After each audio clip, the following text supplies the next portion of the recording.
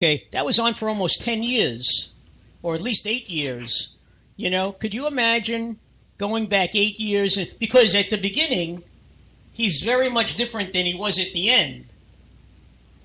Yeah, we watched the whole thing. I mean, not I would say binge watch, but we watched it all. I mean, after the show was already finished.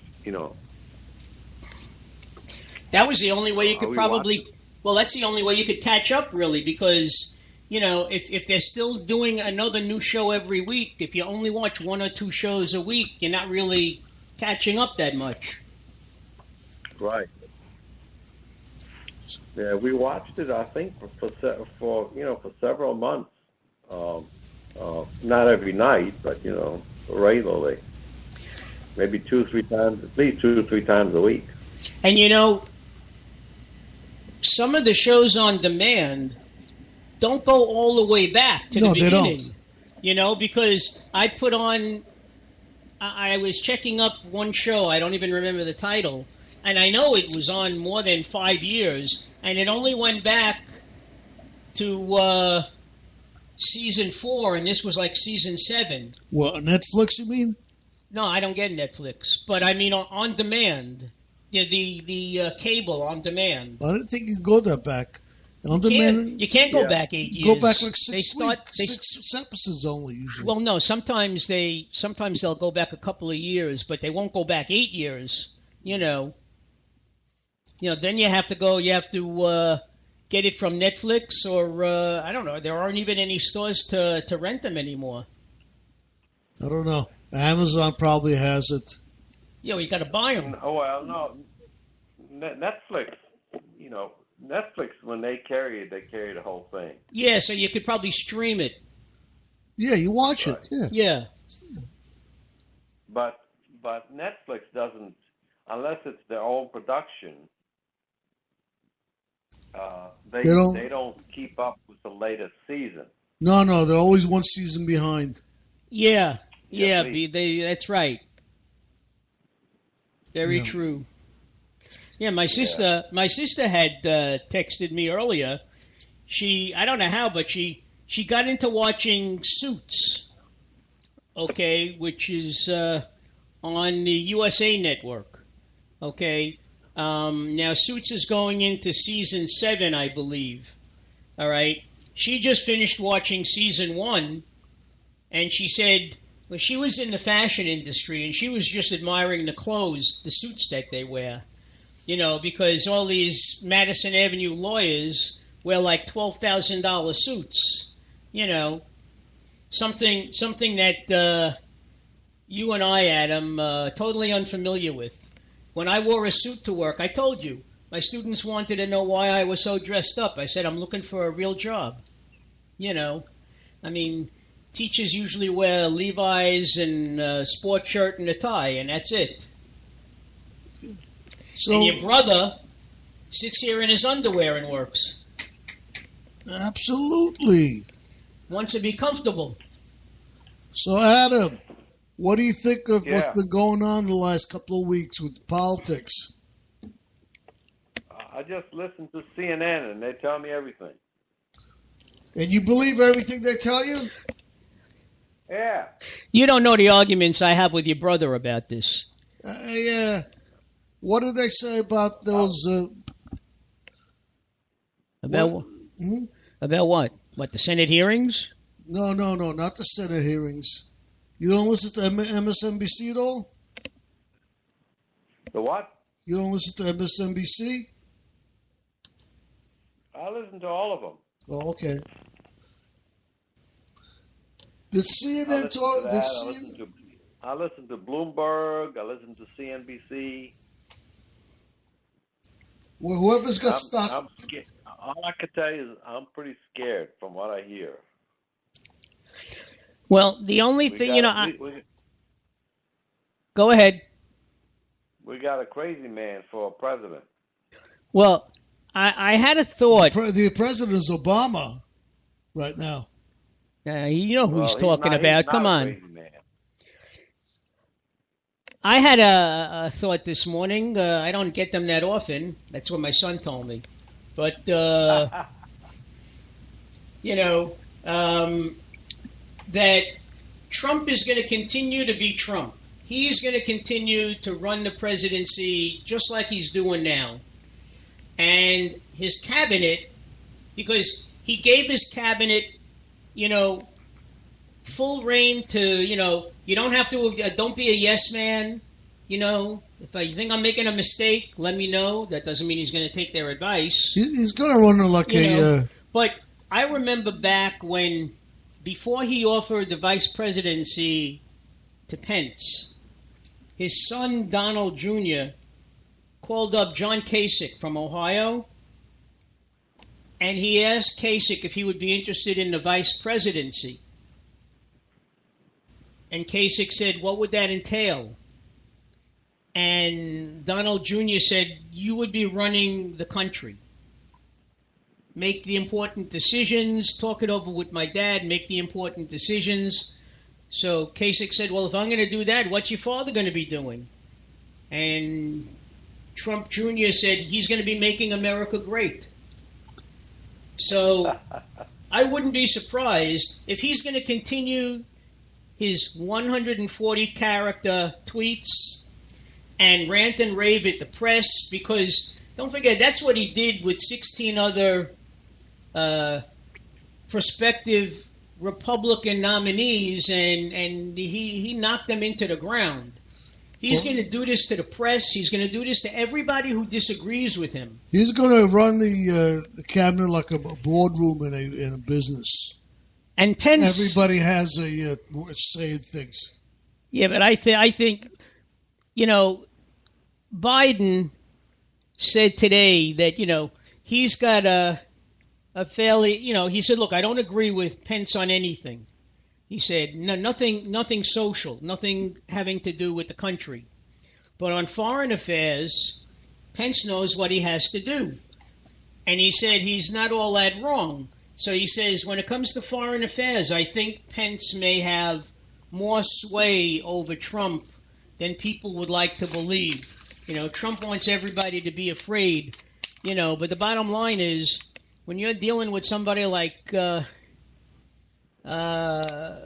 Korea or China, you know,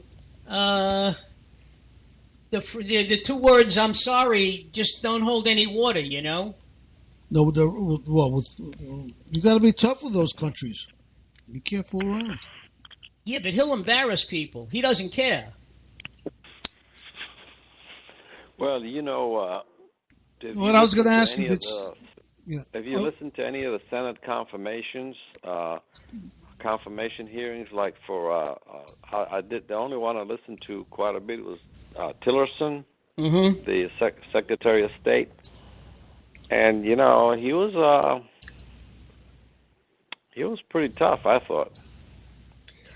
Well, you know, he knows his stuff. You know, the interesting thing is that none of them, Sessions, Tillerson, Mattis, okay, forget about Carson. He can't answer a question. You know, I mean, he's in. Yeah. I hate to embarrass the movie La La Land, but he's in La La Land. You know. Right. You know, when they asked him. Well, good thing he doesn't have a very important job. Well, you know, they asked him, what makes you qualified to run housing and urban development? He said, well, when I lived in Detroit, I lived in the projects. Well, it's more than most of the other people that never lived, don't even know what the projects look like. Well, because they're billionaires, okay? But, I mean, Sessions said that, look, he made a lot of mistakes back in the 80s. He did have a lot of people testifying for him, both black and white, you know, who were in favor of him, okay? Yeah, I heard. I was surprised, you know. I was too. But even Biden said when he was sitting on the committee back in the 80s, when Sessions was nominated for the Supreme Court, he was quoted as saying, and this is why people just love Biden, he was quoted as saying, I do believe that people can change. When you consider Sessions' upbringing, in the deep South in Alabama. Okay, I mean, just listen to his name. I know. All right? Listen, he didn't make. It's not. Jefferson Beauregard Sessions III. Did he call himself that, or his parents called him? You can't blame him for his name. It's not the point. He sounds like he's right out of the Civil War. He sounds like he could be a character in Gone with the Wind. Well, first thing is, he did prosecute the KKK. I'm not saying no. What I'm saying is Biden said that he likes to give people the benefit of the doubt and that people can change. Okay? I can understand,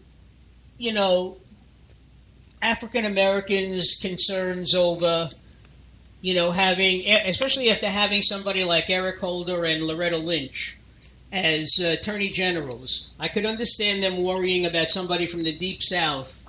Okay? It just has to play out. But Mattis, when you listen to congressmen who were, veterans from Iraq or Afghanistan or have served with him, under him, they say he's the kind of guy that you want to have. And his answers were right on the mark. He said he wouldn't torture. He said torture is against the law. It's against the Constitution. So they said, even if because I remember back during the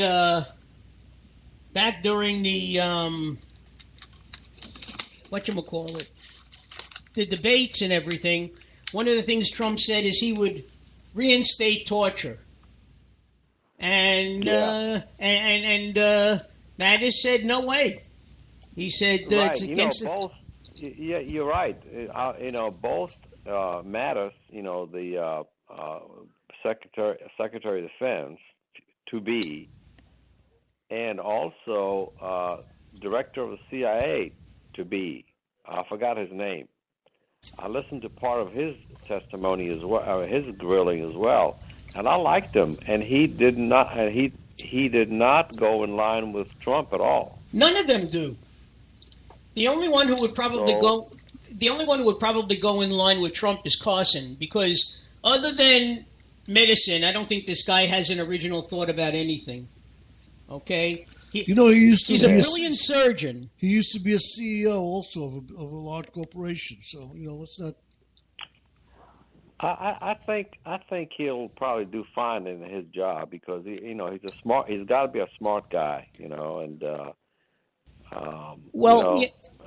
talking about Carson. I know. Well, look, you don't get to be head of pediatric neurosurgery at a school like Johns Hopkins, all right, and be the top man in your field and be an absolute idiot. Okay. The first person I heard you say, call him an idiot. I didn't say he was an idiot. Well, you're acting like he is. No, listen, I didn't think he was. Hey, listen. He himself. He doesn't come across very forceful. He's not a good articulator. No. What are you going to do? Don't you remember? He's not a good politician. When Trump first started interviewing, trying to put a cabinet together, all right, and he was talking about Carson for something. They weren't sure what. I don't know if it was this or something else.